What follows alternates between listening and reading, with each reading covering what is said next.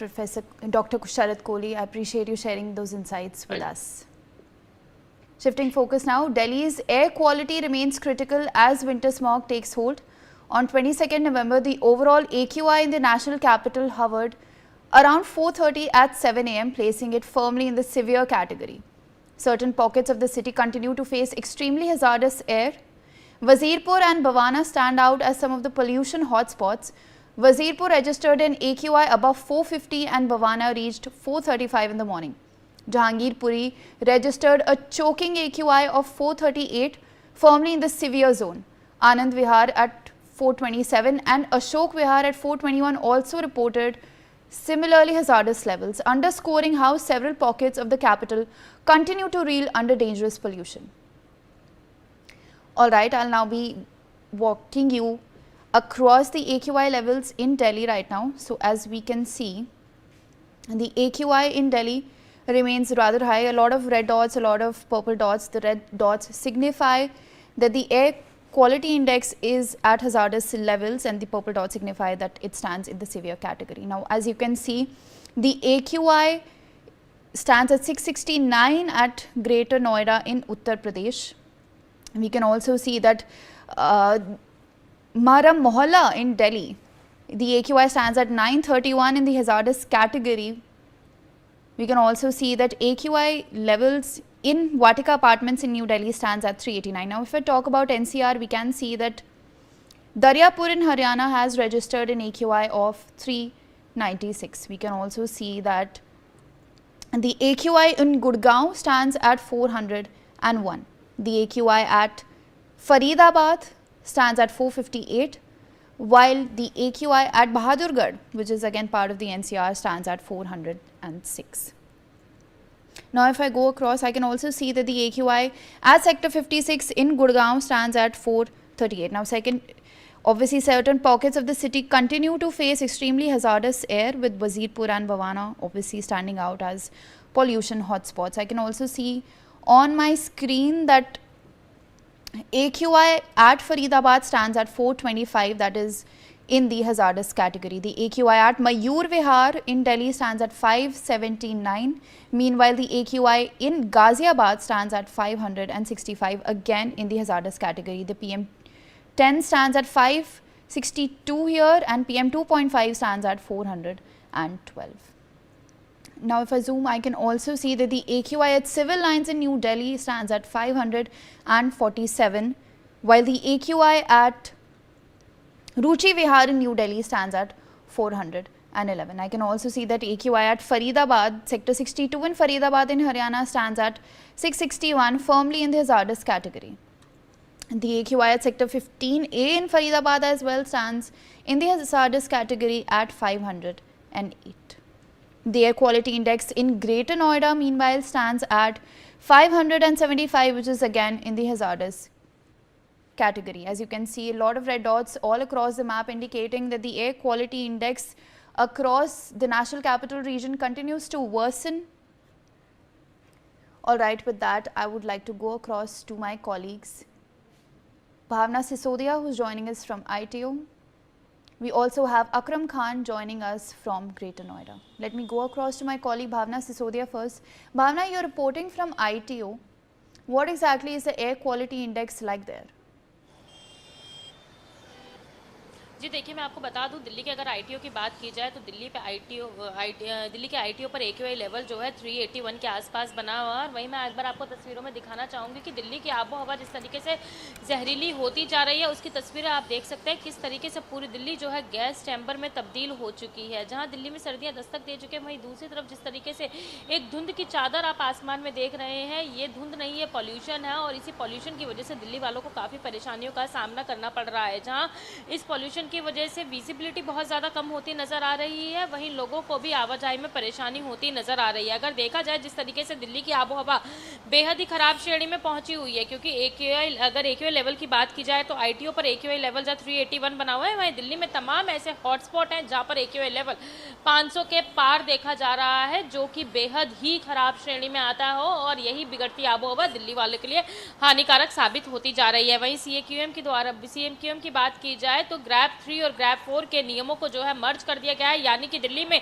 सख्ती और ज़्यादा देखने को मिल सकती है। वहीं पर्यावरण मंत्री की बात की जाए तो पर्यावरण मंत्री मनजिंदर सिंह सिरसा साफ तौर पर कहते हुए नजर आए कि दिल्ली में जो ऑफिसेज हैं उनके टाइमों में बदलाव किया गया है और वहीं जो ऑफिस में काम करने वाले कर्मचारी हैं उनकी भी कैपेसिटी कम की गई है।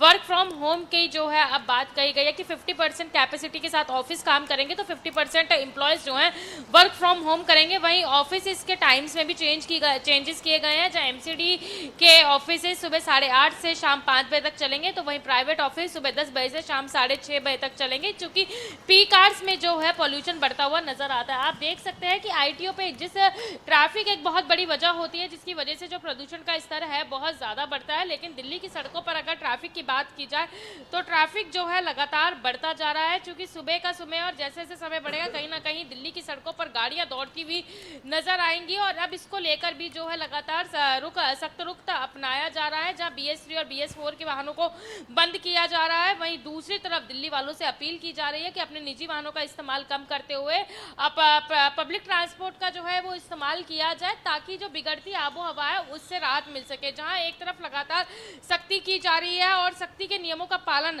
अच्छे से हो उसको लेकर टीमों का भी गठन किया गया है। लगभग 2000 लोगों को जो है गठित किया गया है। जो नियमों का उल्लंघन करते पाए जा रहे हैं उनके ऊपर कानूनी कार्रवाई की जा रही है, जुर्माना लगाया जा रहा है। तो अब देखने वाली बात यह होगी कि जहां कड़े सख्त नियमों का पालन दिल्ली में लागू किया गया, देखना यही होगा कि जब क्या इन नियमों का पालन करने के बावजूद भी दिल्ली की आबो हवा में सुधार होता है या नहीं होता है। क्योंकि एक्सपर्ट्स की बात माने तो एक्सपर्ट्स का साफ तौर पे कहना है कि अगर बजट फ्रेंडली है, जेब अलाउ करती है, तो जिस तरीके से दिल्ली की बिगड़ती आबो हवा है उस सिचुएशन में फिलहाल कुछ समय के लिए दिल्ली छोड़ देनी चाहिए, क्योंकि कहीं ना कहीं ये बिगड़ती आबो हवा बच्चों और बुजुर्गों के लिए हानिकारक हो रही है। वहीं एस्थमेटिक पेशेंट इस बिगड़ती आबो हवा से बहुत ही ज्यादा परेशान है और यही बढ़ता AQI लेवल कहीं ना कहीं कार्डियक अरेस्ट का भी जो है कारण बनते जा रहे हैं। अब देखना यही होगा कि तमाम प्रतिबंधों के बावजूद कब दिल्ली वालों को साफ हवा मिल पाती है। Alright, Bhavna, please do stay on with me. I would also like to go across to Akram Khan, who's reporting from Greater Noida. Akram, you are at Greater Noida right now. What is the AQI like there right now? देखिए, अगर greater Noida और नोएडा के AQI level की बात करें तो मैं इस समय ग्रेटर नोएडा में हूँ और जहां पर एक्यूआई लेवल 369 यानी 369 दर्ज किया गया है। इसके अलावा अगर अलग अलग जगह की बात करें तो नोएडा में सेक्टर 125 में 436 एक्यूआई लेवल है। उसके अलावा अगर सेक्टर 1 की बात करें तो वहाँ 388 है। सेक्टर 62 में 370 दर्ज किया गया और सेक्टर 116 में 388 जो एक्यूआई लेवल है वो दर्ज किया गया, जो कि बेहद गंभीर श्रेणी में है। इसके अलावा देखिए, बात करी जाए तो अब तक के स्टेप की बात करें तो अब तक जो दिल्ली और गाजियाबाद में जो डीजल के ऑटो थे वो बंद किए गए थे, लेकिन अब कल से यहाँ नोएडा, ग्रेटर नोएडा में भी जो तमाम ऐसे ऑटो हैं जो डीजल से चलते हैं उनको तत्काल प्रभाव से बंद किया गया है, उनको सीज किया जा रहा है। और दूसरी बड़ी बात एक और है, जिस तरह से हाइब्रिड मोड पर क्लासेस चल रही थी बच्चों की, उसको लेकर भी अब संख्या बेहद कम होगी, क्योंकि लगातार जो एयर क्वालिटी इंडेक्स है वो बढ़ता जा रहा है, जिसकी वजह से बच्चों के स्वास्थ्य पर प्रतिकूल असर पड़ रहा है। इसको देखते हुए ज्यादातर जो अभिभावक हैं उन्होंने बच्चों को स्कूल भेजना बंद कर दिया है, ऑनलाइन क्लासेस चल रही हैं। इसके अलावा देखिए, तमाम जो नोएडा, ग्रेटर नोएडा में हाईवे हैं, बहुत सारे हाईवे हैं जो कनेक्ट होते हैं, जैसे ईस्टर्न पेरिफेरल है, नोएडा ग्रेटर नोएडा है, NH91 है। ये तमाम जगह पे ट्रैफिक का दबाव इतना है कि इसकी वजह से जो एयर क्वालिटी इंडेक्स है उसमें जबरदस्त इजाफा हो रहा है। कहीं भी कोई रोड मैप ऐसा नहीं लगता जो ट्रैफिक व्यवस्था है या जो एयर क्वालिटी इंडेक्स बढ़ रहा है उसको लेकर कहीं कोई काम करता हुआ नजर आ रहा हो। प्राधिकरण हो चाहे जिला प्रशासन हो, कहीं भी कोई अब मुझे नहीं लगता और ना ही कहीं दिखाई दे रहा है कि छापेमारी की जा रही है। लेकिन इसके उलट कंस्ट्रक्शन साइट्स जो है वो धड़ल्ले से चल रही हैं। ग्रेप 3 में ही ग्रेप 4 के नियम सख्ती से लगाए गए हैं, मर्ज किया गया है, लेकिन नोएडा, ग्रेटर नोएडा में कहीं भी ग्रेप के नियमों का पालन होता नहीं दिख रहा है। और यही वजह है कि लगातार जो एयर क्वालिटी इंडेक्स है उसमें जबरदस्त इजाफा हो रहा है।